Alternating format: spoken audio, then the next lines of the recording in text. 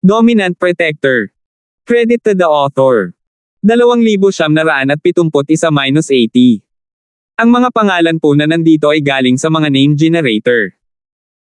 Kaya kung meron man pagkakatulad sa mga pangalan ng totoong tao o lugar, ito ay tunay na hindi sinasadya.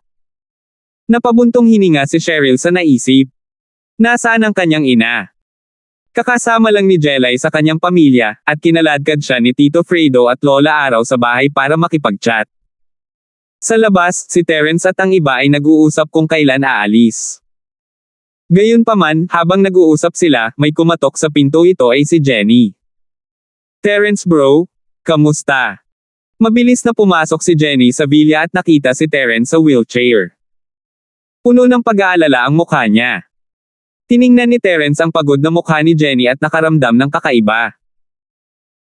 Ayaw niyang abalahin ang closed-door cultivation ni Jenny, kaya hindi niya sinabi kay Chito na ipaalam kay Jenny, ngunit natakot siya na ang kaguluhan sa labas ng villa ay nag-alerto kay Chito, kaya sinabi niya kay Jenny nang siya ay lumabas para kumain. Nakita ni Terence ang ilang mga mumo ng biskwit sa gilid ng kanyang bibig, siguradong may kinakain lang siya, ngunit bakit parang kagagaling lang niya mula sa mahabang paglalakbay. Nasugatan lang ako. Jenny, lumabas ka na sa pag-iisa. Pero, ilang araw ka bang hindi natutulog? Tanong ni Terence. Bakit mukha kang haggard? Isang araw at isang gabi, wala lang. Nabalitaan ni Jenny na nasugatan si Terence bro, kaya sumugod siya. May maitutulong ba ako sa iyo? Tanong ni Jenny. Hindi sa ngayon. Mapait na ngumiti si Terence. Gusto niyang subukan ang kanyang kakayahan pagkatapos ng pagsusulit, ngunit abala siya sa pagpapanday ng apoy at hindi niya inisip na wala na siyang silbi ngayon. Nga pala, Jenny, plano kong bumiyahe sa West Star Mountain Village sa loob ng ilang araw. Sasama ka ba? Bumalik ka sa Star West Village. Bahagyang natigilan si Jenny. Sinabi ni Terence kay Jenny ang tungkol sa kanyang planong bumalik sa nayon, ngunit isang bakas ng inggit at pananabik ang sumilay sa mga mata ni Jenny. Itinago niya ito ng mabuti at sinabing may panghihinayang, hindi, ang pananaliksik ni Jenny nitong mga nakaraang araw ay nasa kritikal na sandali. Hindi siya maaaring umalis, o lahat ng kanyang nakaraang pagsisikap ay mauuwi sa wala. So that's the case. But that's fine. You shouldn't attract any enemies while you're in seclusion here. Mag-ingat ka lang. Kung hindi mo talaga kaya, maaari kang magtago sa hidden house Han, Pitts, o Fuller. Hindi na kailangan. Dito na lang magtanim si Jenny. Sabi ni Jenny. Kung gayon, Terence bro, kung wala nang iba, aalis na ako. And, bumalik ka na at magpahinga ng maaga. Huwag mo na masyadong isipin. Malapit nang matapos ang bagay na ito. Naaliw si Terence. Tumango si Jenny at umalis nang walang sinabi pa. Sa highway mula sa lungsod ng Stonegate hanggang sa lungsod ng Iron Lake, isang kotse ang tumilapon sa magdamag. Ang araw-araw at araw-araw na sekta. Chadrick, kamusta natoy? Hindi nakarinig si Leandro ng anumang balita tungkol sa mga demonyo ng pag-iisip ni Natoy nitong mga nakaraang araw, kaya pumunta siya sa Celestial Master na si Chadrick para magtanong. Bagamat nasa kanya ang iniisip ng Mad Dragon Master, nasa kanya rin ang iniisip ni Leandro. Si Natoy ay nakababatang kapatid pa rin niya. Guru, si Natoy ay nagsasanay pa rin, hindi pa siya nakakaget over sa demonyo ng kanyang puso. Sa pagkakataong ito, si Terence ay talagang nagbigay sa kanya ng matinding suntok. Ang makalangit na paggalang na si Chadrick ay ngumiti ng pilit at sinabing, isa rin itong kinakailangang bahagi ng Chrysanthemum Arts. Kapag ikaw ay nasa mataas na espiritu, makakatanggap ka ng isang nakamamatay na suntok. Makakaalis ka sa iyong mga panloob na demonyo at maabot ang isang mas mataas na antas sa martial arts. Gayunpaman, kapag hindi mo na maisip ang lahat, ito ay katumbas ng pagpunta sa isang dead end. Posibleng hindi ka na makakalabas sa natitirang bahagi ng iyong buhay. May solusyon ba? Tanong ni Leandro na nakakunot ang noo. Ang pinakamahusay na paraan ay ang alisin ang demonyo ng kanyang puso, ngunit kung hindi iyon gagana, pagkatapos ay papatayin natin ang taong lumikha nito para maalis niya ito. Ngunit may downside dito, kung papatayin niya si Terence, mawawalan siya ng motibasyon na magsanay, at iyon ay isang malaking kawalan. Paliwanag ni Celestial Pure Yang. I see. Napakunot ang noo ni Leandro. Gayunpaman, kung hindi ko tuluyang maalis ang mga demonyo sa loob ko, hindi ba't mas magiging trahedya iyon?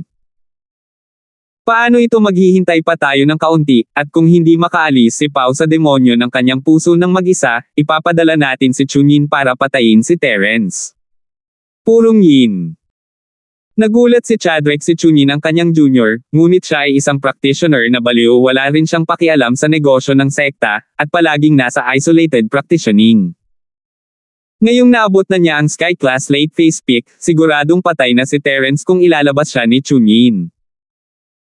Guro, nag-aalalang sabi ni Chadwick, hindi ba tayo magkakagulo kung ang pang-araw-araw at araw-araw na sekta ay nakikialam sa mga usapin ng sekular na mundo?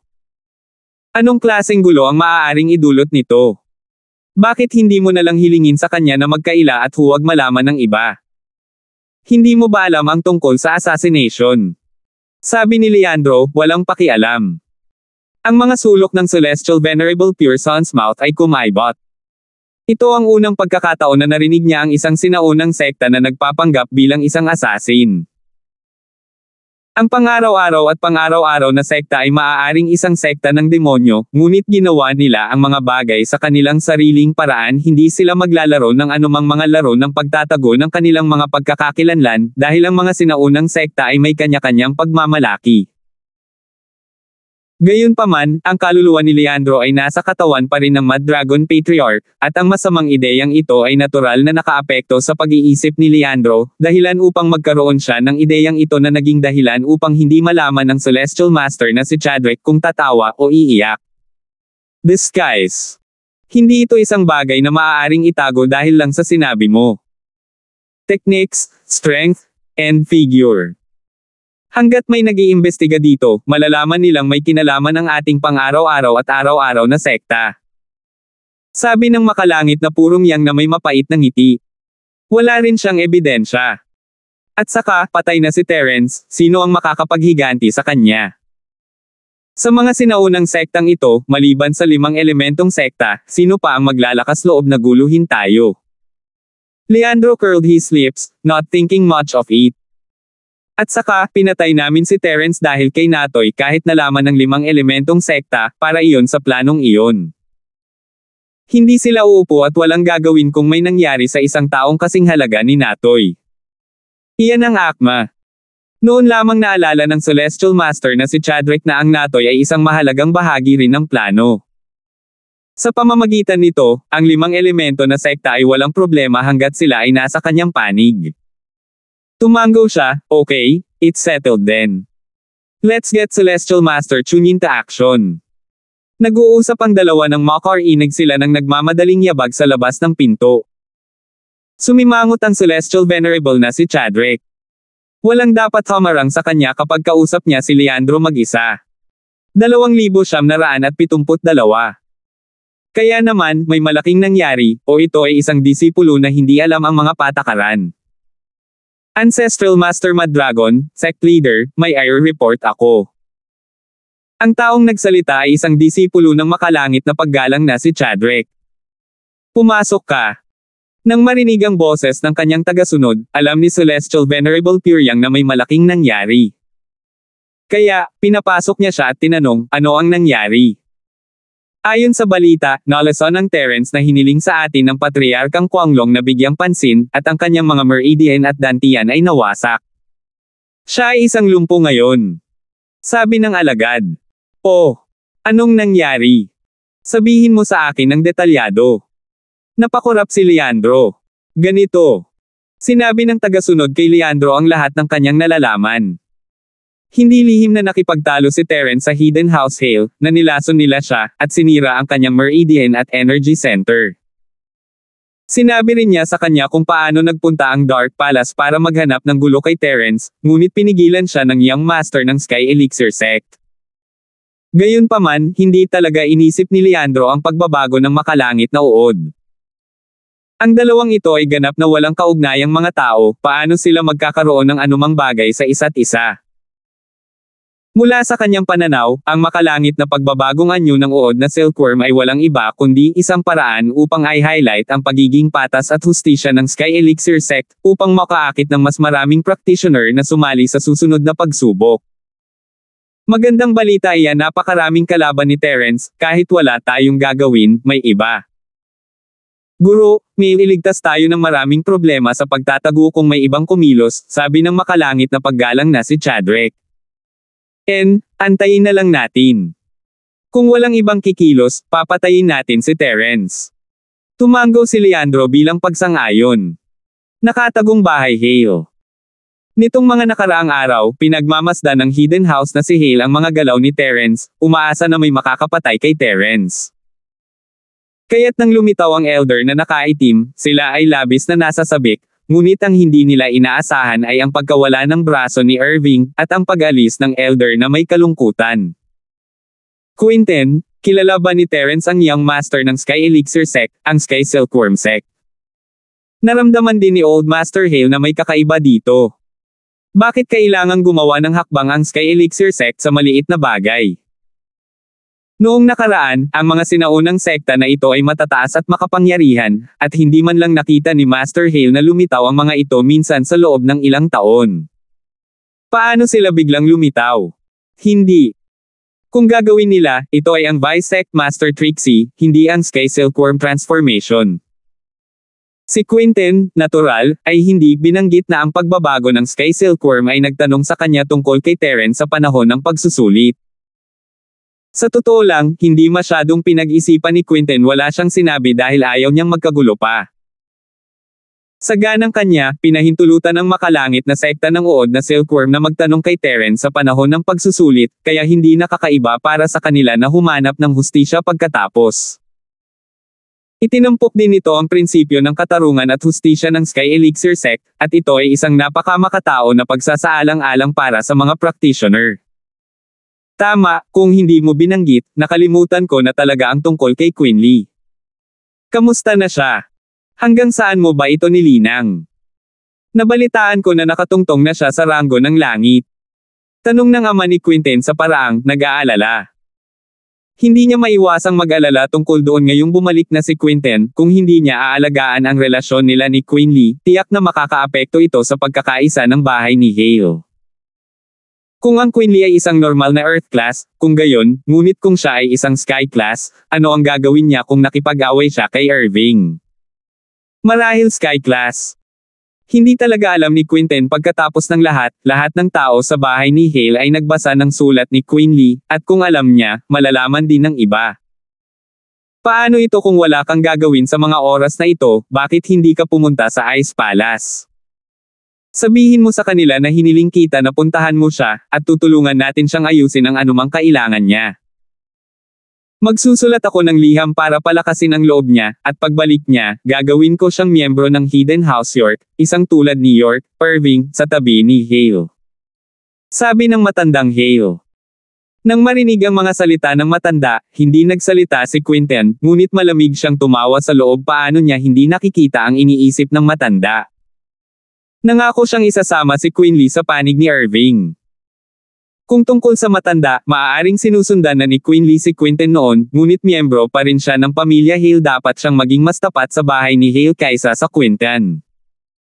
Hanggat nagtatrabaho siya sa bahay ni Hale, maaari siyang sumama sa panig ng matanda hanggat hindi niya ipinagkanulo ang bahay. At ang ginagawa ng matandang Hale ay medyo isang bukas na pamamaraan. Ibinigay niya ang kanyang personal na sulat, at si Quinley, bilang isang nakatagong bahay na alagad ni Hale, ay kailangang sumulat. Imposibleng itago ni Quentin ang sulat at hindi ibigay ito. Nagsisikap lang siyang makipagkasundo kay House Hale, at ngayon ay pinagtaksilan na naman niya sila. Siyempre, minamaliit ng matandang Hale ang katapatan ni Quinley. Kapareho niya si Quentin, tumatanggap ng tulong ni Terence sa panahon ng pagsusulit sa Ice Palace, at kapareho niya si Quentin. Labis ang pasasalamat niya kay Terence, at kaya hanggat hindi ipinagkanulo ni Quentin si Terence, hindi niya ipagkanulo si Quentin. Ang hidden house na si Hale ay walang halaga sa mga mata ni Quinley. Kung patuloy siyang mananatili sa Ice Palace, makakakuha siya ng isang panlabas na posisyon na nakatatanda. Walang sinumang lalaki sa panloob na sekta, ngunit hindi ba si Manager Lee, na namamahala sa living a good life? Oo, lolo. Nagkunwaring nag-isip si Quinten bago tumango. Ang kanyang ekspresyon, gayunpaman, ay medyo hindi natural syempre, ito ay isang gawa. Nakita ito ng matandang Hale at nasiyahan siya sa pagganap ni Quinten. Kung sa simula pa lang ay pumayag na si Quinten, hindi siya maniniwala. Kung gaano siya nag-alinlangan, ibig sabihin ay nagpupumiglas siya sa kanyang puso. Tanging ang huling desisyon ang magiging epektibo. Gagawa ako agad ng sulat. May dahilan kung bakit pinaalis ng matandang Hale si Quinten. Nasa madilim na palasyo si Irving, nag-aaral at wala sa bahay. Kung mananatili si Quinten, maaari niyang gamitin ang kanyang mga koneksyon para palihim na makipagtulungan sa iba pang miyembro ng House Hale. Si matandang Hale ang pinuno ng bahay, ngunit alam niya ang problema, ang tanging solusyon ay ang paalisin si Quinten. Kahit na hindi niya kailangang makita si Queen Lee, hahanap siya ng dahilan para paalisin siya. Ipinakita ni Old Master Hale ang kanyang maraming taon ng black-bellied character bilang ulo ng pamilya at nagsulat ng mahabang liham sa kanyang pamilya. 2,973. Sa bahay, ang matandang Hale ay nagbibigay ng Queen Lee na papuri at papuri, umaasang babalik siya at mag-ambag sa bahay. Pumanaw na si Elder B, at ang kanyang posisyon ay pansamantalang kinuha ni Kuya Mian, ngunit siya ay matanda na, at ang nakababatang henerasyon ay kailangan pa ring maghanap ng isa pang disipulong papalit sa kanya at ang matandang Hale ay nagpapahiwatig na ito ay Queen Lee.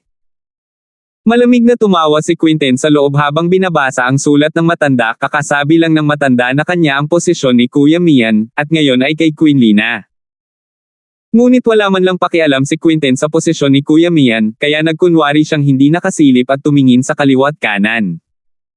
Maaari mong dalhin ang sulat na ito sa Queen Lee.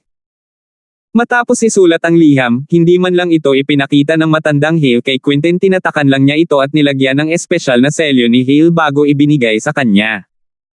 Okay, lolo. Mas masunurin si Quinten pagkatapos ng pakikibaka sa isip kanina. Kinuha niya ang sulat ng may paggalang at sinabing, kailan ako dapat umalis? Maaari kang mag-impake at umalis ngayon. Nais ng matandang Hale na alisin ang Quinten sa lalong madaling panahon, kaya't napagpasyahan niya ang kanyang kapalaran sa pamamagitan ng isang kaway ng kanyang kamay. Hindi umimik si Quinten, tumango lang siya at bumalik sa kwarto niya para mag-impake. Gayunpaman, ang ikinalulungkot ni Quinten ay hindi niya nakuha ang recipe. Ang pagkain mula sa araw na iyon ay itinapon ng pinaalis nila ni Irving si Terence, at wala nang natira. Maaari lamang hanapin ni Quinten ang recipe, ngunit walang nagbanggit nito mula noon, kahit na ang Quinten. Pagkatapos mag-impake ng kanyang mga gamit, nagmaneho si Quinten patungo sa Ice Palace. Gusto niyang tingnan si Terence, ngunit ayaw na niyang magdulot pa ng gulo. Kung tutuusin, sino ang nakakaalam kung talagang pinagkakatiwalaan siya ng matanda at pinagmamasdan siya? Sa katunayan, hiniling ng matanda kay Elder Mian na sundan saglit si Quinten, at bumalik lamang siya sa hidden house na si Hale matapos makita na siya ay talagang patungo sa Ice Palace. Bagamat nagulat si Tito Fredo at Sally sa muling pagkikita ni Jelay, mayroon silang sariling mga bagay na dapat gawin. Ang kumpanya ni Pablo ay nasa gitna ng pag-unlad, lalo na matapos bigyan si Terence ng napakalaking halaga para suportahan ang kumpanya ni Fatty Boy. Pinilit nito sina Pablo at tiyuhin Fredo na magtrabaho ng mas mahirap, at upang makatipid sa mga gastusin sa lakas tao, kailangan nilang gumawa ng maraming bagay sa kanilang sarili. Kaya naman, umalis si Pablo, Uncle Fredo, at Sally sa Villa kinaumagahan, naiwan si Jelay para pagalingin si Terence. Jelay, magsisimula na ba tayong magpagaling? Kinailangan ni na Cheryl at Yasi na pumasok sa paaralan para asikasuhin ang kanilang huling pagsusulit. Si Terence ay may mga espesyal na pribilehiyo, ngunit wala sila. Kinailangan nilang mag-apply ng leave. Ngayon, si Jelay ay hindi na kasing natural at hindi napigilan gaya ng dati. Siya ay medyo nahihiya at nahihiya matapos marinig ang mga salita ni Terence. Jelay, kung sa tingin mo ay napakahirap, pagkatapos ay kalimutan mo na. Iba ang iisipin ko. Kahit gumaling ang mga Meridian at Dantian ko, wala akong kahit anong pills na maiinom. Sabi ni Terence, iniisip na pinagsisisihan ni Jelay ang kanyang desisyon. Hindi. Umiling si Jelay, I'm already very happy to be able to help you. You've been help me and save me all this time, but I'm afraid that Cheryl will not be happy if she see this. Siya. Paanong hindi siya magiging masaya? She's happy to see you help me heal, right? Tanong ni Terence, nalilito. Kapag gumaling ka na, kailangan mong habarin ang iyong damit. Inalis ni Jelay ang pagkukunwari ng malakas niyang babae at mukhang normal na babae ngayon. Mas matanda lang siya kay Terence ng 1 o 2 taon, kaya natural na sa kanya ang pagiging mahiyain. Habarin mo ang damit ko. Kumurap si Terence, ngunit ngumiti. Naghuhubad ako, bakit hindi matutuwa si Cheryl? Hindi naman siya ang naghuhubad ng damit. Tsaka ang isang doktor ay may puso ng isang magulang. Pinagaling ko ang laso ni Cheryl noong siya ay nakahubad. Terence, hindi ikaw ang naghuhubad ng damit mo, sabay nating hinuhubad. Paliwanag ni Jelay na may pulang mukha, ngunit medyo nagulat siya sa loob. Ang Miss ay isang konserbatibong tao, talagang maghuhubad siya ng kanyang damit sa harap ni Terence. Masasabi ni Jelay na gusto ng Miss si Terence, ngunit hindi iyon nangangahulugan na huhuberin niya ang lahat ng kanyang damit. Kung tutusin, hindi pa sila ganoon ka-close, at parang hindi gaanong nababantayan si Miss laban kay Terence gaya ng inaakala niya. Tatanggalin mo rin. Medyo nagulat si Terence sa sinabi ni Jelay. Bakit mo tinatanggal? Hindi na kailangan ng ordinaryong pagpapagaling, ngunit para maayos ang iyong mga meridian at dantian, kakailanganin ko ng medium para mailipat ang tunay na chi sa aking katawan sa bawat acupuncture point mo, kaya kailangan kong habarin ang aking mga damit. Kung hindi ito magiging epektibo hanggat may nakaharang. Paliwanag ni Jelay. Kung gayon, ano ang medium? Naunawaan ni Terence ginamit niya ang kanyang sining ng Dragon Mastery para malaman ang sitwasyon ni Jelay, ngunit habang ito ay katulad ng arts ng House Sun, magkaiba sila. Ang daluyan ay tubig. Kailangan nating nasa parehong selyadong pool para makumplito ang paggamot. Sabi ni Jelay.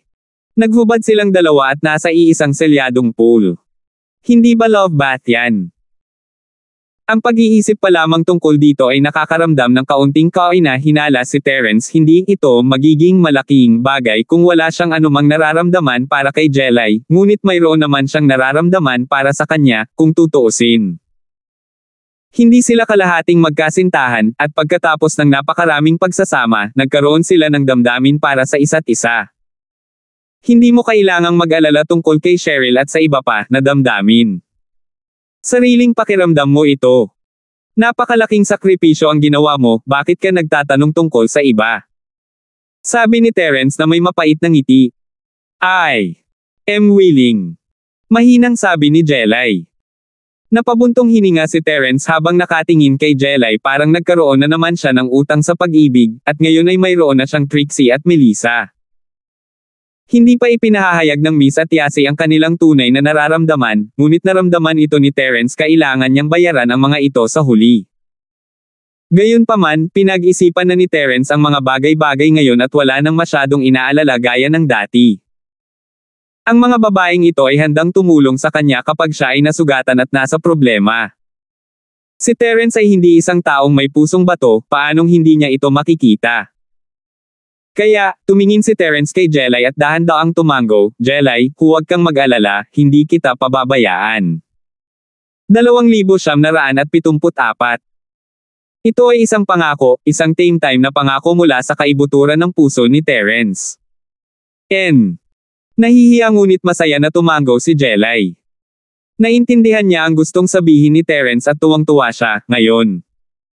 Alam mo na kung bakit gustong pakasalan ng nanay ko ang tatay ko. Oo, pero huwag kang masama. Kasama ko sina Trixie, Melissa, Miss, at Yasi. Huwag kang malungkot. Sabi ni Terence. Sobrang lapit sa akin ni Trixie, tinulungan pa niya akong guluhin si Chester noon. Hindi niya iyon magiging problema, at hindi rin ipaglalaban ni Melissa ang anuman. Tungkol naman sa Miss, huwag mong kalimutan ang aking ama. Walang naramdamang panganib si Jelay. Talagang pinag-isipan mo. Baka pinaghandaan. Biro ni Terence. Yes, I did it on purpose. Actually, hindi ko naman kailangan gumamit ng tubig bilang medium. Sinadya kong gumamit ng tubig. Iniisip ko lang na i-upgrade ang relasyon natin mula sa half-lover hanggang sa full-lover, nakangiting sabi ni Jelay. Ha? Talaga? Tanong ni Terence, nagulat. Totoo. Seryosong tumango si Jelay, hindi lang tubig ang kailangan mo bilang daluyan, ngunit magagawa mo rin ito ng walang daluyan. Hindi mo kailangan ng medium. Lalong nagulat si Terence, si Jelay ay hindi mukhang nagbibiro, totoo kaya ito? Oo, pwede mo rin akong itulak pababa. Sabi ni Jelay habang natatawa sa nakatulala na mukha ni Terence. Okay, then why don't we use water as a medium? Although I think this method is not bad, parang hindi naman ganoon kabilis ang development natin. Tanong ni Terence. I think so too. Jelay nodded, nangyari ito ng napakabilis. Pakiramdam ko ay medyo mabilis. Tumango si Terence. Medyo nadismaya siya, pero iginagalang pa rin niya ang pinili niya. Kailan tayo magsisimulang gumaling? Kahit kailan. Pero seryoso, hindi mo talaga kailangang gumamit ng tubig bilang medium, maaari mo ring gamitin ang iba pang mga bagay, sabi ni Jelay. Ano pa bang meron? Hindi naisip ni Terence na may iba pang paraan. Halimbawa, haborin mo lahat ng damit natin at ibaon tayo sa lupa, o tumalon sa apoy, o tumalon sa tinunaw na bakal, o i-freeze tayo sa yelo. Metal, kahoy, tubig, apoy, at lupa. Sa 5 elemento, kahit ano ay maaaring gawin maliban sa kahoy. Paliwanag ni Jelay. Then forget it, tubig lang ang gagamitin ko. Umiling si Terence. Marumi ang ibaon sa lupa, pero at least maaasahan. Tumalon sa apoy, nilusaw na bakal, o yelo, hindi ba pagpapakamatay lang iyon? Namatay na siya bago pa man niya mapagaling ang mga sugat niya. Haha. Tawa ni Jelay. Kaya hindi ako nagsisinungaling sa iyo. Sinasabi ko sa iyo ang pinakasimple at pinakamagagawang paraan. Terena, maligo tayo ng mag-asawa. Si Terence ay naka-wheelchair, at hindi ito masyadong maginhawa para sa kanya na gumalaw-galaw, kaya't inutusan niya si Jelay na itulak siya sa banyo. Si Chester at Sean naman ay medyo nagulat bakit itinulak ni Jelay si Terence sa banyo. Nag-uusap silang mag-isa sa kwarto niya, at nakakagulat na kalalabas lang niya at pumunta sa banyo. Boss, anong gagawin mo? Hindi napigilan ni Chester na magtanong, hindi dahil may nararamdaman pa rin siya para kay Jelay, ngunit nag-aalala lang siya kay Terence. Maligo tayo ng mag-asawa. Nagbiro si Terence, huwag mo kaming istorbohin. Oh. Punong-puno ng tanong si Chester, pero hindi siya masyadong makapagtanong. Pinagmasdan niya si Terence at Jelay na pumasok sa banyo. Ngayong nakapagdesisyon na siya, hindi na kailangan pang magpigil ni Jelay, hindi pa ito ang oras, at hindi niya kayang hintayin na lang na haborin ni Terence ang kanyang damit para sa kanya, di ba? Si Terence ay nasugatan at hindi maubad ang kanyang damit, kaya kinailangan ni Jelay na gawin ito mismo. Nilagyan niya ng tubig ang batsa at dahan-daang hinubad ang damit. Nakatalikod siya kay Terence, ngunit ramdam pa rin niya ang init sa kanyang mukha. Hindi niya akalain na ang una niyang pagkikita ni Terence ay nasa ganitong sitwasyon. Ngunit iyon ay mabuti rin, ito ay isang magandang paraan upang magawa ang mga bagay. Kinagat ni Jelay ang kanyang mga ngipin at hinubad ang natitirang damit niya bago siya natauhan. Ang paghinga ni Terence ay medyo nagmamadali, ang katawan ni Jelay ay perpekto, walang duda tungkol dito. Ang kanyang balat ay makinis at may kintab, na may malusog na kinang dito. Mahahaba at balingkinitan ang kanyang mga binti, at perpekto ang kanyang katawan. Hindi napigilan ni Terence na malunok nang lumipat ang mga mata nito sa itaas na bahagi ng katawan niya. Nakita na niya noon sina Cheryl at Yasi na nakahubad, ngunit iyon ay noong nagpapagamot sila ng mga pasyente o kapag hindi nila sinasadya.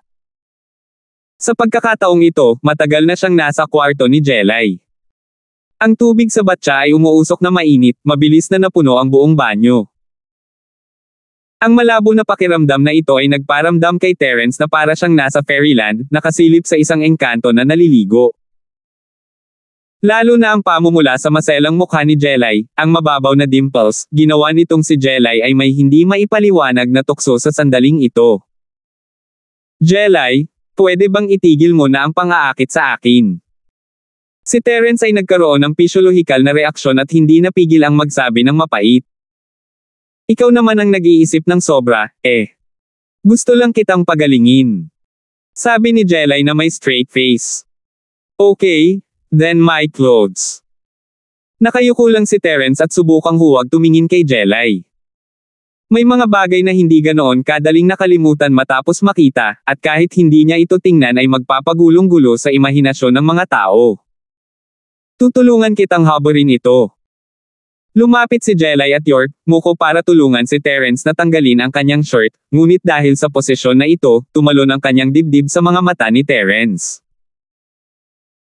Kahit nakayuko ang kanyang ulo, naramdaman ni Terence na gumagalaw ang puti sa kanyang harapan, lalo na ang pabango ng birhen sa katawan ni Jelay. Ito ay isang bagay na hindi niya matatanggihan. Ang kanyang katatagan sa pag-iisip ay mas malala kaysa noong una siyang bumalik sa Starfield. Hindi napigilan ni Terence na mapabuntong hininga. Walang gaanong damit si Terence, isang sando lang at isang pares ng shorts. Mabilis na hinubad ni Jelay ang kanyang sando, ngunit medyo mahirap tanggalin ang shorts. Si Terence ay naka-wheelchair, at ang kanyang mga braso at binti ay bali hindi na siya makagamit ng kahit anong lakas, at kaya kinailangan ni Jelay na gamitin ang kanyang lakas para haburin ang kanyang pantalon. Kaya lang, kahit na si Jelay ay isang practitioner din, siya ay isang napaka-espesyal na uri ng practitioner. Ang kanyang sinanay ay hindi talaga lakas, at ang kanyang lakas ay hindi kasing lakas ng isang refiner. Kinailangan niyang gamitin ang lahat ng kanyang lakas para hilahin ang shorts ni Terence pataas. 2,975. Mabigat ang paghila ni Jelay, ngunit nakahinga ng maluwag si Terence. Wala na sa wakas ang puti sa kanyang harapan. Mas gugustuhin niyang hindi magkaroon ng ganitong kalamangan at hayaan munang maghubad ng damit si Jelay. Jelay, kaya mo yan.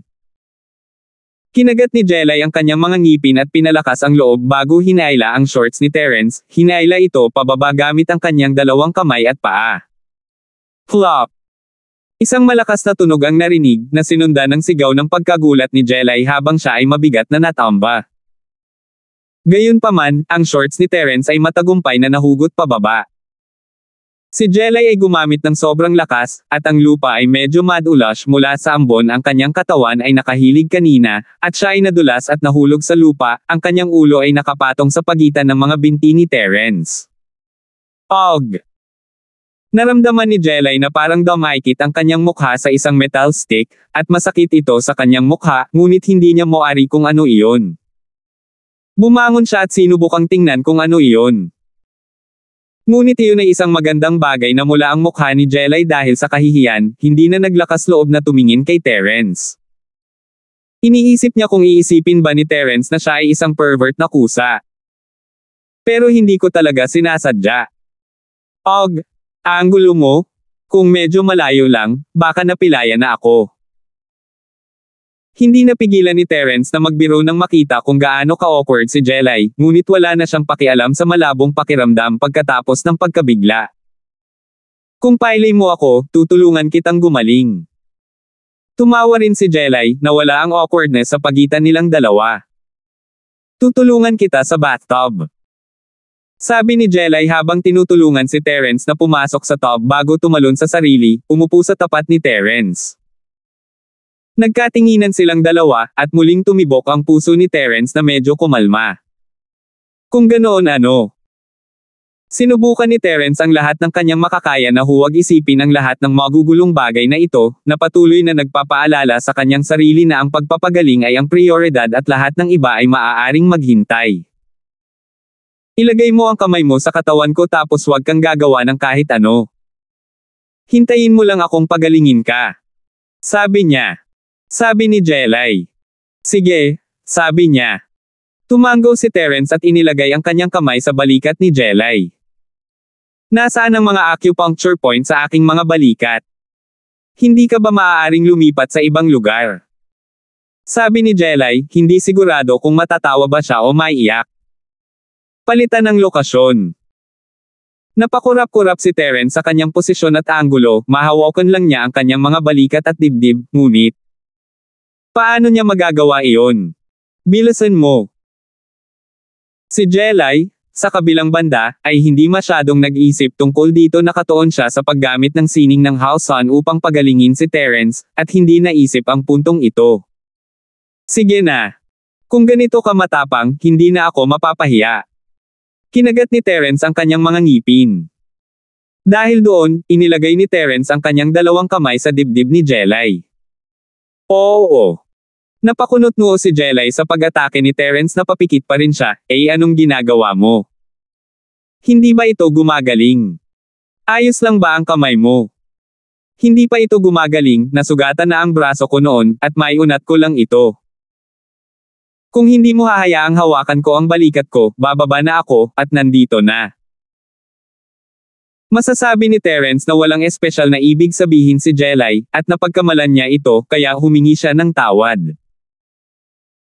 Ngayon lang naalala ni Jelay na nasugatan ang braso ni Terence, at mula sa anggulong ito, hahawakan niya ang kanyang dibdib kung hindi ang kanyang balikat. Pero, hinawakan mo ako, hindi ako mapakali at kumanta ng sining. Naramdaman ni Jelay na dahil napagpasyahan na niyang sundan si Terence, okay lang na hawakan siya, ngunit mabilis ang tibok ng puso niya, paano siya makakalma at kumanta ng sining. Tapos, tumalikod ka, ilalagay ko ang kamay ko sa likod mo. Sabi ni Terence, pakiramdam niya ay hindi siya mapalagay sa ginagawa niya. Tumango si Jelay at tumalikod. Inilagay ni Terence ang kanyang kamay sa makinis na likod ni Jelay. Ngunit kahit na ganoon, mas mabilis pa rin ang tibok ng puso ni Terence.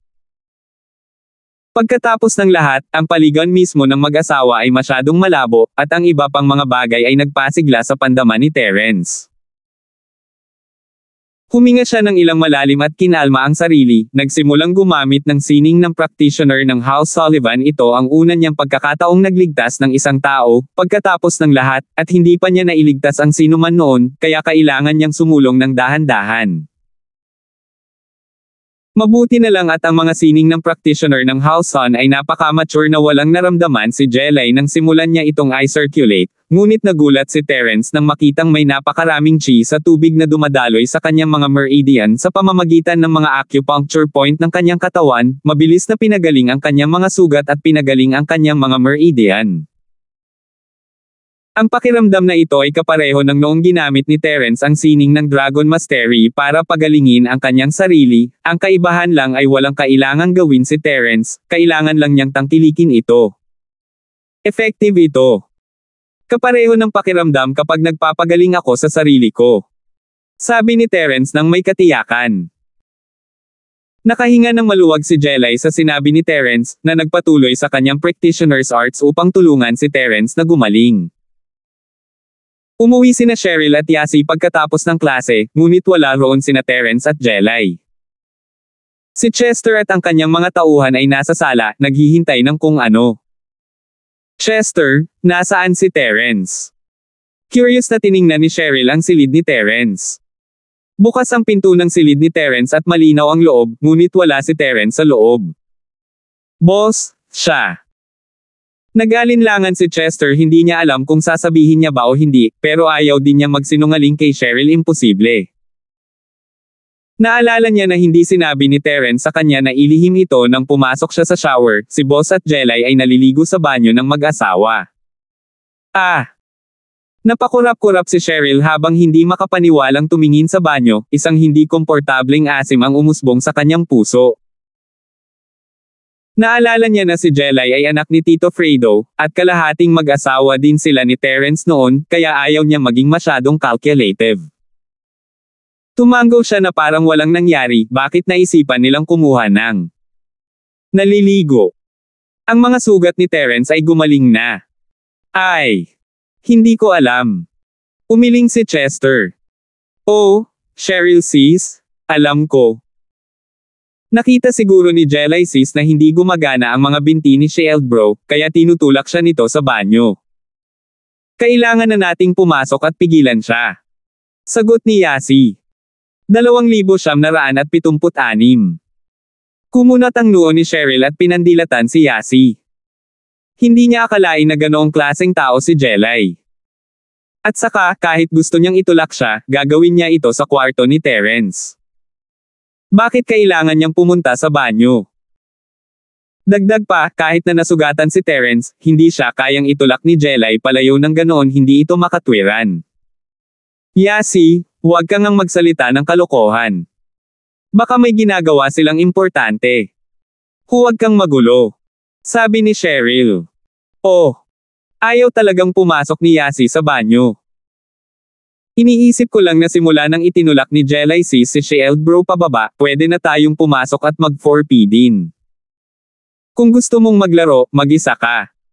Pagbuksan kita ng pinto. Nainis si Cheryl sa mga salita ni Yasi at natural, hindi siya masaya.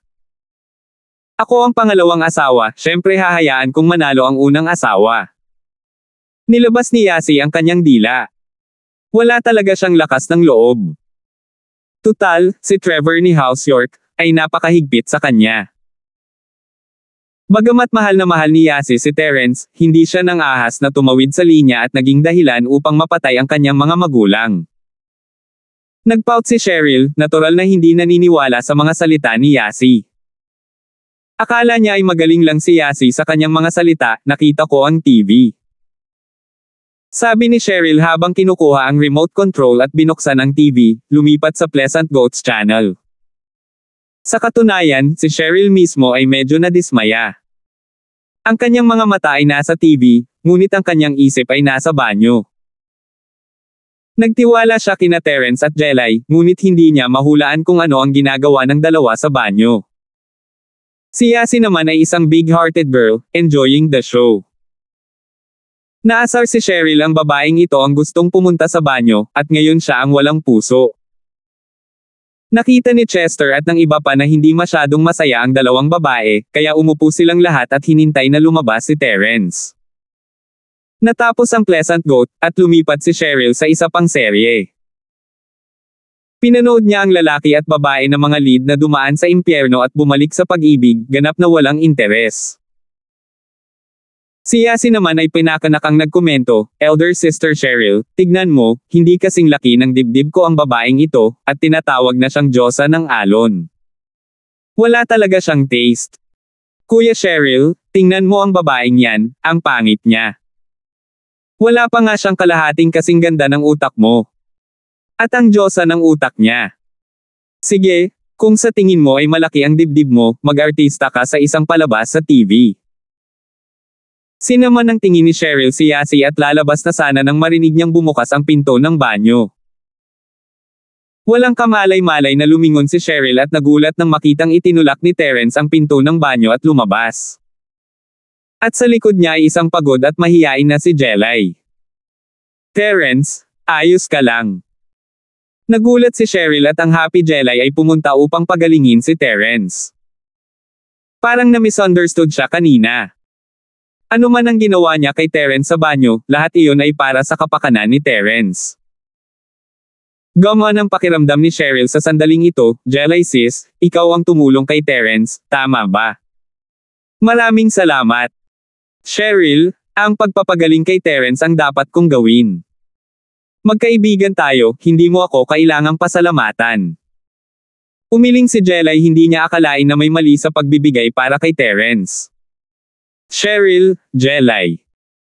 Pamilya na tayo ngayon, kaya hindi mo dapat pahirapan ni Yasi ang mga bagay para sa kanya. Naramdaman ni Terence na kailangan niyang bigyan sila ng pahiwatig. Bagamat hindi niya akalain na may gagawing katangahan sina Cheryl at Yasi ngayon, tinanggihan nila si Trixie noon. Bakit ako?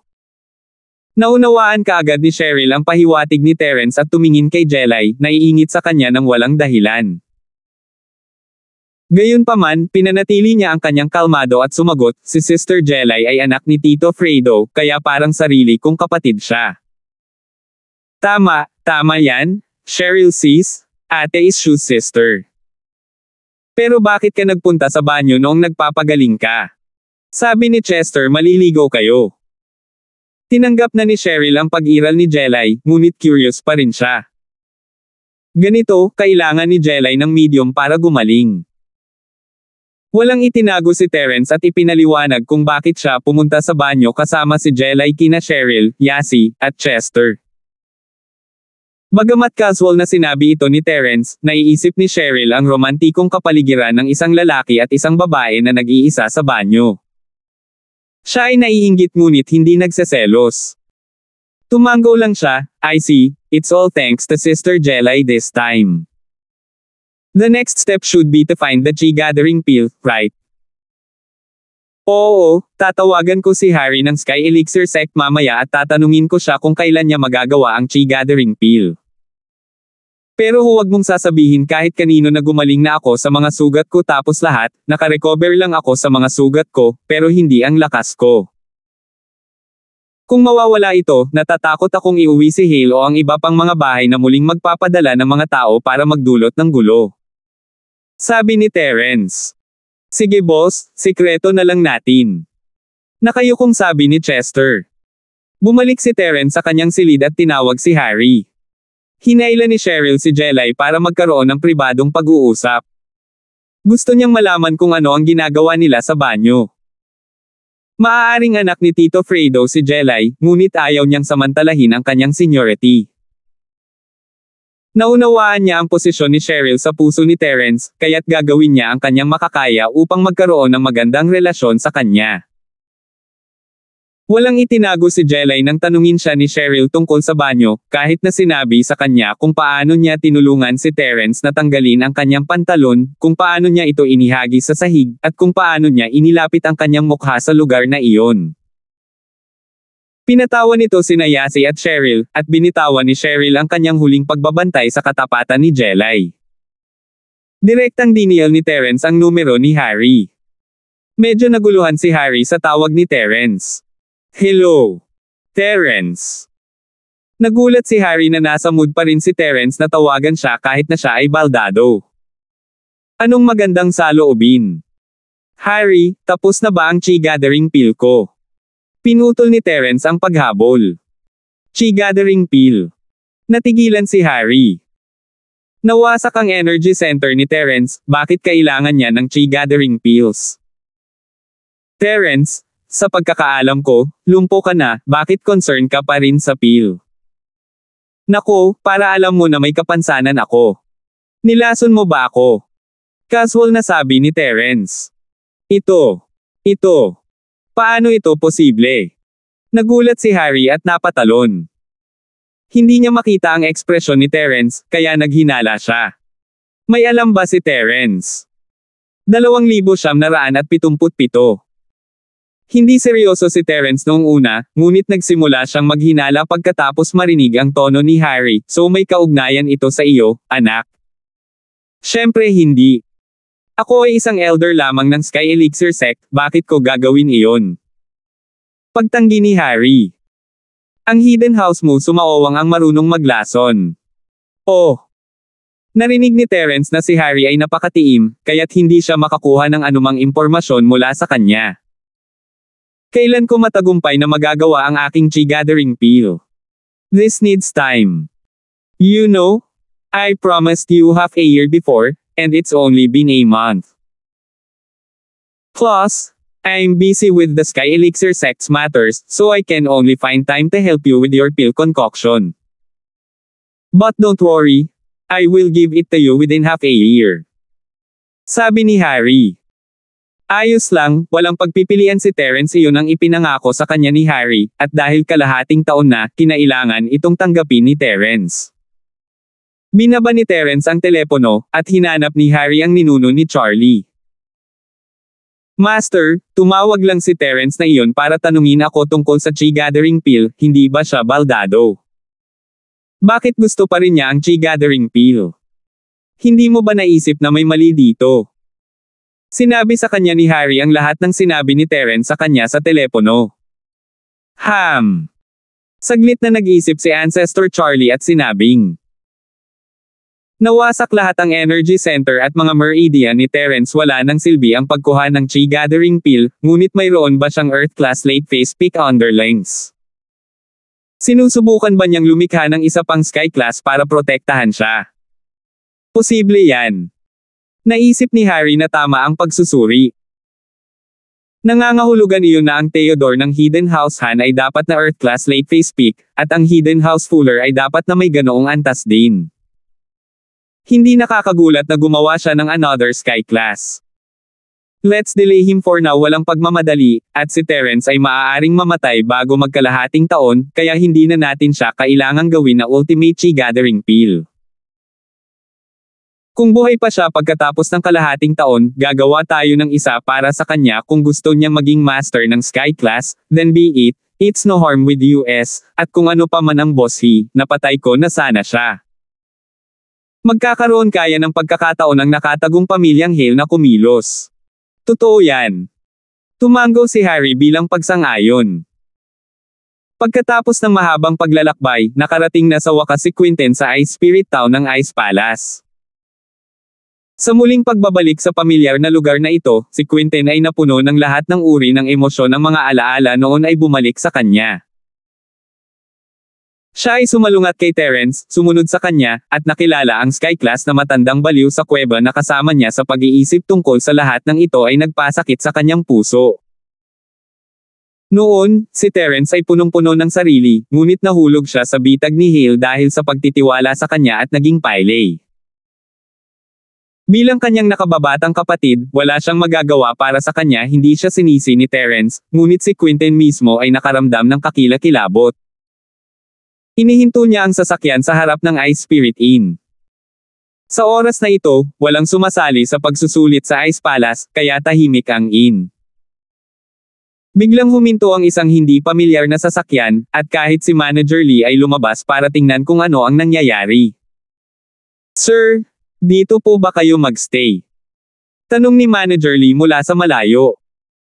Bagamat espesyal na itinayo ang Ice Spirit Inn para sa paglilitis ng makalangit na elixir sect, bukas pa rin ito para sa negosyo at tatanggap ng ilang backpacker at adventurer. "Hindi, nandito ako para maghanap ng tao."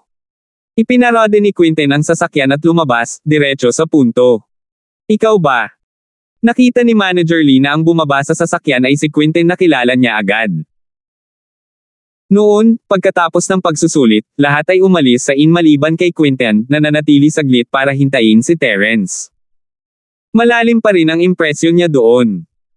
"Manager Lee, kilala mo ba ako?" Natuwa si Quentin nang makitang nakilala siya ni Manager. Ikaw ang kaibigan ni Vice Palace Lord Fane at ang pamilya ng tagapangasiwa ng panlabas na sekta na si Hale." Kinilala ni Manager Lee si Quentin at mas magalang, "May kailangan ka bang gawin dito?" "I have something to discuss with Vice Palace Master Fane." "I wonder kung matutulungan ako ni Manager Lee na ayusin ito." Tanong ni Quentin. "Pwede ka munang manatili dito. Tutulungan kitang magpadala ng mensahe sa Palasyo Master." Kung pumayag siya, natural na pupunta rito si Vice Palace Master Fane para makita ka. Sabi ni Manager Lee. "Sige," sabi niya.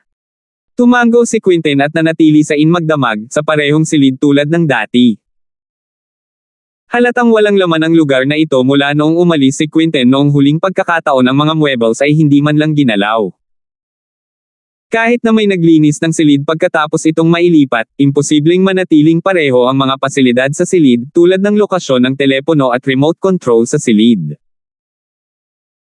Si Manager Lee ay hindi nang ahas na mag-antala pagkatapos mag-check-in ni Quentin. Nagpadala siya ng messenger pigeon kay Althea. Sinabi sa kanya na narito si Quentin at gustong makita ang Vice Palatial na si Lord Fane. Matapos matanggap ni Althea ang sulat ni Manager Lee, hindi niya ito ibinigay kay Trixie. Matagal nang alam ni Althea ang tungkol sa pinsala ni Terence, ngunit hindi niya sinabi kay Trixie. Hindi niya gustong magambala si Trixie, at hindi niya tutulungan si Terence. Kung hindi man lang ito malalampasan ni Terence, hindi siya karapat-dapat na makipag-ayos sa kanya, at hindi niya ito hahayaang maging munting asawa niya. Hindi nagustuhan ni Althea ang problema nitong Lil. Tita Queen, sabihin sa Quinley at Brian na pumunta sa Ice Spirit Inn, sabihin sa kanila na bumisita ang mga dati nilang kaibigan. Ngunit si Rock Candy ay hindi isang hindi makatwirang tao, hindi maiwasan ni Trixie na mag-alala tungkol sa mga pinsala ni Terrence nang makita niya ang kwintan. Sa katunayan, kahit na ang Rock Candy ay hindi nakapagpagaling sa mga sugat ni Terrence, kaya mas mabuting hindi na lang malaman kaysa hayaang mag-alala si Trixie. Hindi nagtagal para malaman ni Rock Candy kung bakit narito si Quinten, gusto niyang humingi ng tulong kay Trixie. Gayunpaman, ang ikinagulat ni Rock Candy ay nasugatan si Terrence dahil sa pagkakanulo ni Quinten. Bakit nandito si Quinten para kay Trixie? Hindi ba siya natatakot sa kamatayan? Dapat ay mayroong isang bagay na hindi alam ng Rock Candy, ngunit ang Rock Candy ay walang mood na intindihin ito. Hindi siya interesado dito. Oo, Palace Master. Nakita rin ni Queen ang sulat sa mga kamay ni Althea. Kapag ipinadala ng Ice Palace ang mga dokumento sa kanya, kadalasang dadaan muna ni Queen ang mga ito. Kung makakagawa siya ng desisyon, ibibigay niya ang kanyang pag-aproba. Kung hindi siya makakapagdesisyon, ipapadala niya ito sa kanya. 2,978. Naunawaan ni Queen ang mga alalahanin ni Rock Candy, kaya hindi siya nagsalita at pumunta para magpadala ng mensahe kina Quinley at Brian. Humanga si Queen sa binatang ito, ngunit wala siyang magagawa.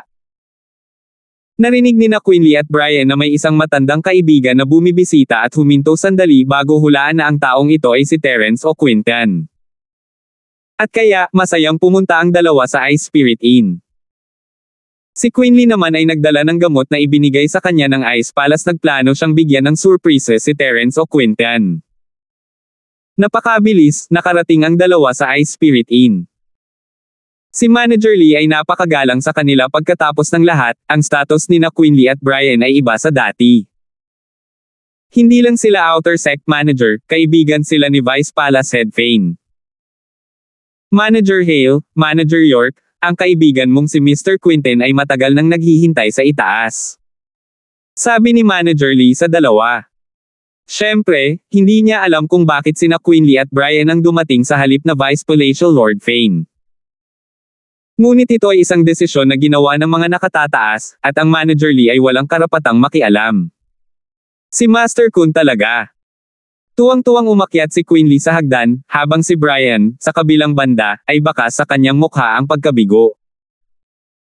Hindi naman sa hindi siya masaya na makita si Quinten, pero hindi sila ganoon kalapit. Pagkatapos gawin ni Quinten na boss niya si Terrence, umalis siya sa Ice Palace.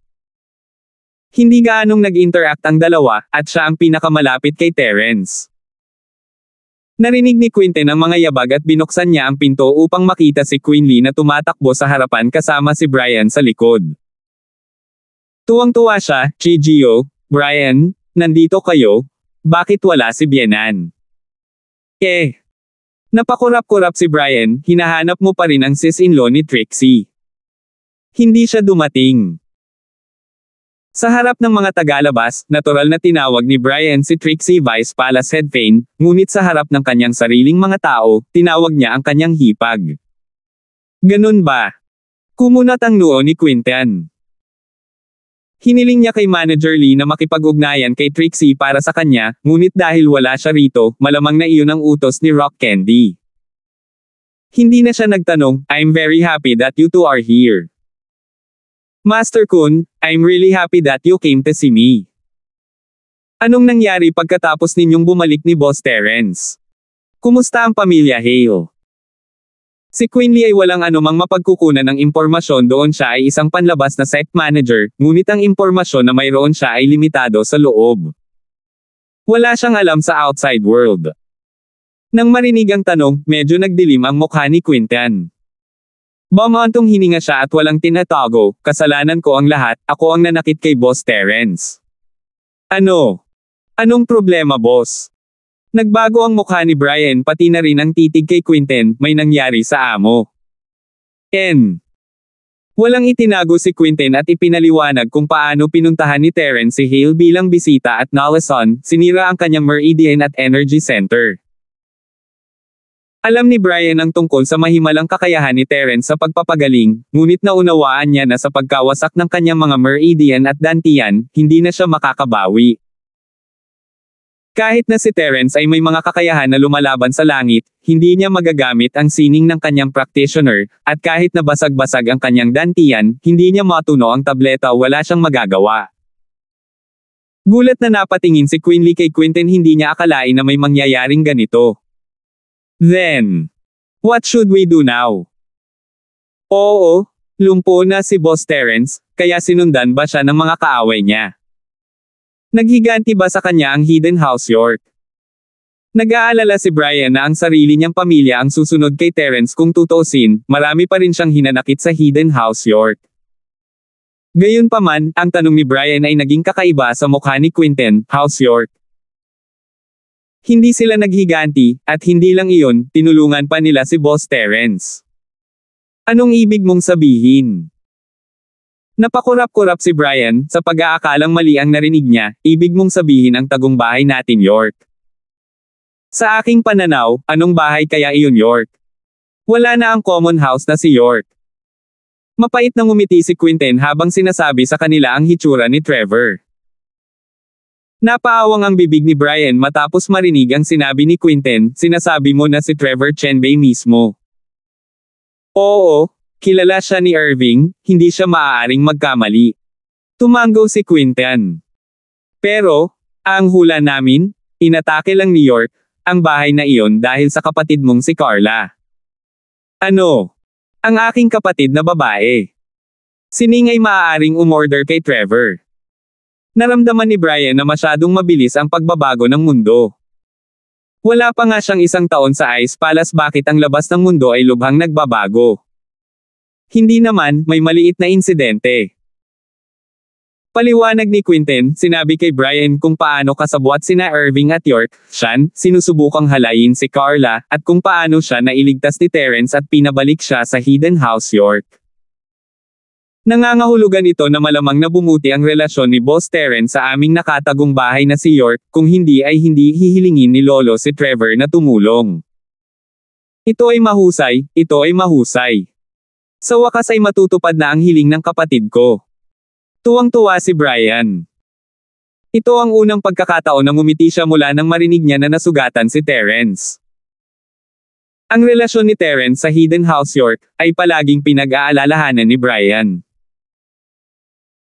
Plano niyang ayusin ang relasyon ng kanyang kapatid at Terence pagkatapos niyang bumalik mula sa Ice Palace at pumalit sa bahay ni York, ngunit sa halip ay si Linford, at sa halip ay hindi niya ito napunta sa bahay ni York, bahay York, ay bumuo ng isang pagkakaibigan. Kahit na ito ay isang magandang bagay, ang pinsala ni Boss ay palaging isang masakit na punto sa aking puso. Hindi masyadong natuwa si Quentin, kung tutuusin, hindi lang lolo ko ang mga kalaban ni Boss Terence, naroon din ang sekta ng bundok ng Linford, ang sekta ng Golden Bell, at ang Hidden House U.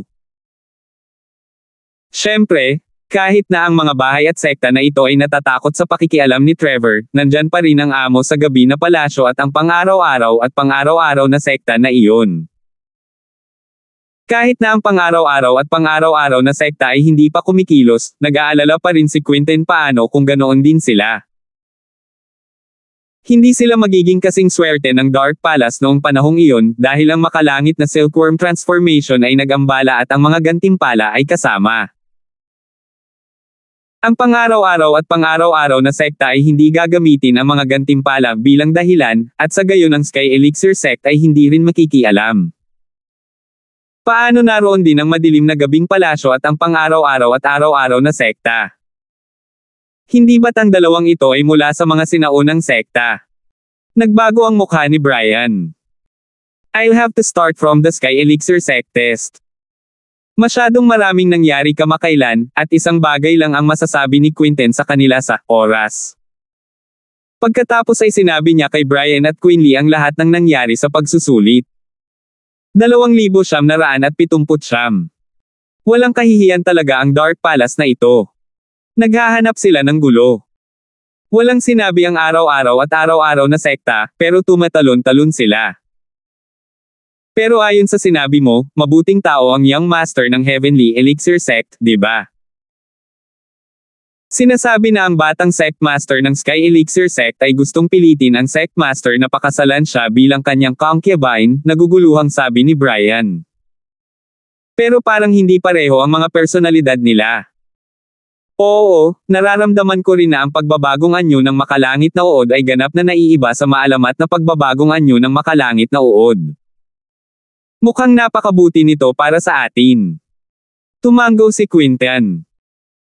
Ngunit, pinaluhod niya si Irving at ang elder ng Dark Palace at humingi ng paumanhin, at binali ang isang braso ni Irving.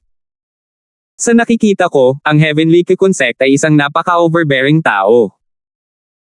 Medyo nagkakasalungatan ako ngayon. Kalimutan mo na ito ang lahat ng mga bagay na mangyayari sa malayong hinaharap ang Sectmaster at yung Sectmaster na si Miller ay napakalayo sa atin. Dapat nating isipin kung paano natin matutulungan si Boss Terence na makabangon. Sinabi ni Brian na ikinaway ang kanyang kamay, nagpa siya na huwag pag-usapan ang mga bagay na ito. Hanap muna ako ng paraan para maayos ang Boss, Meridians and Energy Center, at pagkatapos ay hahanap ako ng 2 chi gathering pills para tulungan si Boss na makapasok sa Sky Class. Sa ganoong paraan, malulutas ang paghihigpit ng lason. Madaling sabihin, ngunit talagang mahirap gawin. Sabi ni Quinten. Una sa lahat, hindi madaling makahanap ng 2 chi amassing na pills. Master Kun, wala akong chi gathering pills, pero mayroon akong ilang medium grade chi gathering pills. Sa tingin mo ba magagamit ni Boss Terence? Walang oras si Quinley para sabihin kay Quinten na uminom siya ng ilang mga table tas matapos marinig ang balitang napilayan si Terence, ngunit ang chi gathering pill ay isang magandang paksang pag-usapan. Middle chi gathering pill. Ano iyon? Nagulat na tanong ni Quinten. Ito ay isang uri ng elixir na hindi gaanong epektibo kaysa sa chi gathering pill. Bagamat hindi ito kasing epektibo ng chi gathering pill, maaari pa rin itong palakasin ang lakas ng isang tao. Bukod dito, wala itong antas ng depekto ng chi gathering pill na pumipigil sa isa sa paglilinang pagkatapos na inumin ito. Sa pagkakataong ito, pinaplano ko rin itong ibigay kay Master Tan, ngunit nag-aalala ako kay Boss Terence, kaya hindi ako nagkaroon ng pagkakataon na sabihin ito, sabi ni Quinley. Dahil doon, naglabas si Quinley ng isang napakagandang kahon na gawa sa kahoy mula sa kanyang bulsa na parang nag-aalok ng isang kayamanan, inilagay ito sa harap ng Quinten. Master Kun, mayroong isang maliit na chi gathering pill at 3 medium chi gathering pills dito. Ang 3 medium chi amassing pill ba na ito ay nagkakahalaga ng 2 chi amassing pills. Pero bakit hindi mo kinuha? Tanong ni Quinten.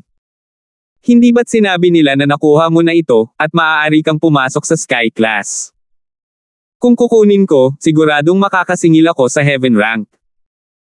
Sinabi ni Quinley, pero hindi ko ito ginamit, wala akong gaanong dapat ituloy, at hanggat masaya ka masaya ako, kaya iningatan ko ito at inihanda kong ibigay ito sa iyo. Gayunpaman, malapit na akong makapasok sa Earth Class, at ang maliit na chi gathering pill na ito ay makakatulong sa iyo na makapasok sa Earth Class sa hinaharap. Ang 3 medium na chi gathering pills na ito ay makakatulong sa iyo hanggang sa Earth Class late phase peak, ngunit kung ibibigay mo ito kay Boss Terence, 2 chi gathering pills ay hindi magiging kasing epektibo, ngunit ang pagpasok sa Sky Class ay hindi dapat maging problema. Bakit mo naman nasabi? Napakurap si Quinten, nagulat at natuwa. Master Kun, sinabi mo lang na si Boss Terence ay isa na ngayong Earth Class late phase, at ang chi gathering pill na ito ay makakatulong sa kanya na makapasok sa Earth Class late phase peak. Siyempre, kahit na ang Earth Class mid phase peak ay maaaring umabot sa Earth Class late phase peak na may isang mid chi gathering pill, ito ay nangangahulugan na mayroon pa ring kalahati ng epekto ng pill na natitira, at wala na ang isa pang problema sa Skya. Ang pill ay katumbas ng 2 medium chi gathering pills, kaya 3 medium chi gathering pills ay higit pa sa sapat. Sa madaling salita, may pagkakataon pang ang makalusot sa Sky Class early phase peak. Tanong ni Quinten na masayang nagulat. Imposible yan. Umiling si Quinley, iba sa normal ang paglusot sa barrier. Halimbawa, kung nasa Earth class ka sa late phase peak, kahit na uminom ka ng 3 chi gathering pills, magiging Sky class ka pa rin sa early phase. Walang silbi ang pag-inom ng pills kapag hindi pa stable ang iyong lakas. Ang iyong mga meridian at energy center ay hindi pa kaya ng bagong gamot, sanay na sa iyong bagong antas. Kaya sayang ang pagkuha nito. Kaya ganyan. Medyo nadismaya si Quinten. Pero sa ganitong paraan, solve na ang problema ni boss sa pills. Ang natitira na lang ay ayusin ang kanyang dantian at meridian. Oo, iyon lang ang magagawa ko. Master Kun, limitado ang kakayahan ko. Kailangan mong mag-isip ng paraan para maayos ang energy center at mga meridian ni Boss Terence. Hindi gaanong mabigat ang mga salita ko sa Ice Palace kung hindi dahil sa biyenan ni Trixie, hindi ko man lang makukuha ang mga tabletang ito. Sabi ni Queen Lee. Siya ay isang makatuwirang tao, at alam niya kung sino ang nagbigay sa kanya ng lahat ng mayroon siya ngayon. Hindi siya nawala sa sarili, at kaya wala siyang naramdamang sakit sa pagbibigay ng tabletang ito kay Terence. Nga pala, may sulat si Old Master Hale sa pamilya mo. Binago na niya ang paraan ng pagtawag niya sa matandang Hale. Naramdaman niyang hindi karapat-dapat ang ganitong uri ng tao na maging lolo niya. Alam ni Queen Lee ang nangyari kay Quinten, at natural na hindi masyadong inisip ang matanda. Kinuha niya ang sulat mula kay Quinten at binasa bago itinapon sa gilid. Master Kun, how do you want me to reply? Tapos na tayo. Diretso na ako kay Boss Terence pagbalik ko. Reply my A*S. Napangiti si Quinten, iginagalang ko lang ang iyong pinili. Gusto kong malaman kung nagpaplano kang makakuha ng posisyon tulad ng Elderby sa Hidden House Hale. Sinabi ko na sa iyo, hindi ako ambisyosong tao. Ang pipiliin ko ay sundin si Master Tan. Dahil kaaway siya ni matandang Master Hale, kaya kaaway ko rin siya. Sabi ni Queen Lee. Tinapik ni Quinten ang balikat ni Queen Lee, natutuwa. Natitiyak niyang hindi siya pagtataksilan ni Queen Lee, ngunit ang marinig niyang sinabi niya ito ay nagpasaya pa rin sa kanya. Hehe, tama ang pinili mo. Sa tingin ko, ang pagsunod kay Boss Terence ay magbibigay sa atin ng mas magandang kinabukasan kaysa sa pagsunod kay Hale.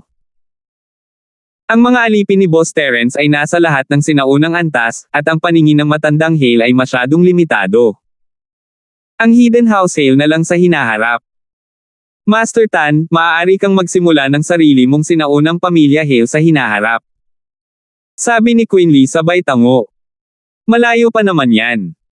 Tingnan muna natin kung ano ang iniisip ni Boss. Nga pala, makikita mo ba sis-in-law Trixie? Ngumiti si Quinten. 2,980. Hindi ngayon makikita mo lang siya sa buwan ng pagtitipon ng sektang Ice Palace, ngunit sa malayo lang hindi mo siya makakausap. Kung gusto mo siyang makita, kailangan mong kausapin si Manager Lee. Sabi ni Brian, umiling-iling. Sige, nakuha ko na. Tumango si Quinten, kung ganoon nga, hindi na kita pipigilan. Bumalik na kayo ng maaga, hihintayin ko si sis-in-law Trixie dito. Wala akong gaanong gamit sa pill boss na si Terence nito, kaya ikaw na mismo ang kumuha nito, Queen Lee.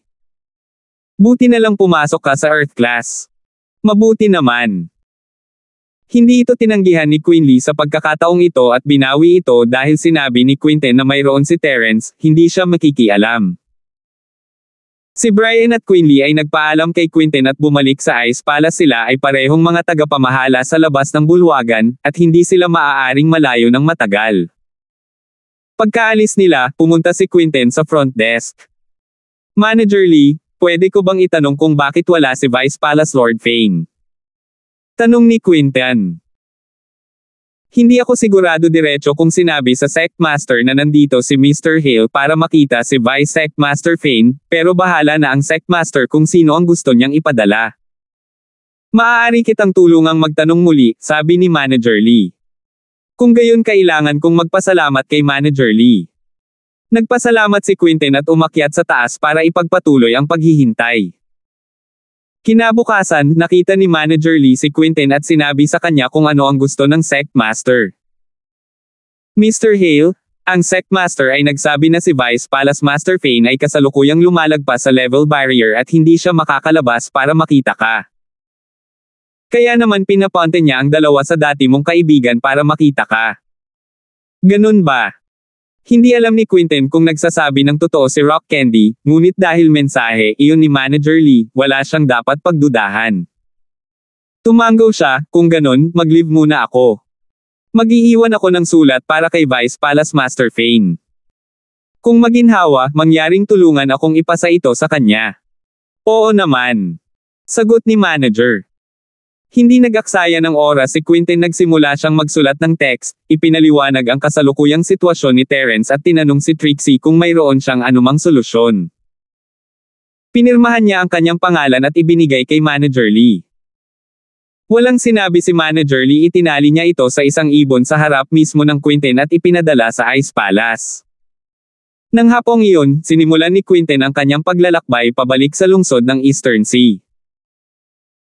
Gayunpaman, hindi nagmaneho si Quinten hanggang sa lungsod ng Eastern Sea, ipinarada niya ang kanyang sasakyan sa isang parking lot sa isang kalapit na lungsod.